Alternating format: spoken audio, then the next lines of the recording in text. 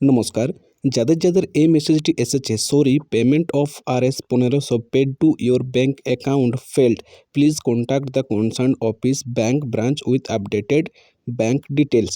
তো যার যার এই মেসেজটি এসেছে তাঁরা টাকা পাবেন না। এটার কারণ হচ্ছে আপনার যে ব্যাঙ্ক অ্যাকাউন্টটা যুবসাথী যারা এন্ট্রি করেছে তারা ওখানে ভুল এন্ট্রি করে দিয়েছে। তো এই সমস্যাটার কি সমাধান আজকের এই ভিডিওতে আমি আপনাদের স্টেপ বাই স্টেপ প্রসেস জানাবো। তো এরকম ঠিক আমার একটা ফ্রেন্ডের হয়েছে, এটা তারই স্ক্রিনশট। বিষয়টা ভালোভাবে লক্ষ্য করে দেখবেন, আপনি ফর্ম যেটা এন্ট্রি করেছিলেন আপনি ঠিকঠাকই ব্যাঙ্ক ডিটেলস দিয়েছিলেন, কিন্তু অপারেটররা যারা এন্ট্রি করছে তারা এই ভুলটা করছে। বিশেষ করে এটা যাদের পাঞ্জাব ন্যাশনাল ব্যাঙ্ক রয়েছে তাদেরই এই সমস্যাটি দেখা দিচ্ছে।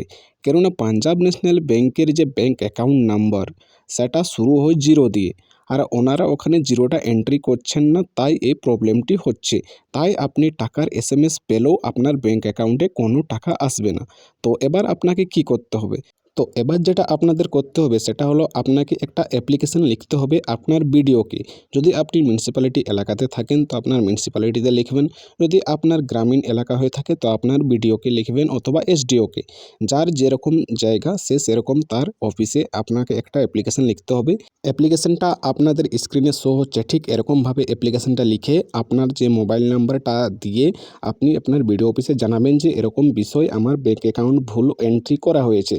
তো ওনারা সেটিকে হোল্ড করে রেখে দেবে এবং আপনার যে সঠিক যেটা তথ্য, আপনার ব্যাঙ্ক অ্যাকাউন্টের জেরক্স এবং আধার কার্ডের জেরক্স, সাথে দুয়ারে সরকারের যে রেজিস্ট্রেশন নাম্বারটা আপনি পেয়েছিলেন সেই নাম্বারটি আপনাকে জমা করতে হবে এবং 2 দিনের মধ্যে আপনার ব্যাঙ্ক অ্যাকাউন্ট ওখানে আপডেট করে দেওয়া হবে।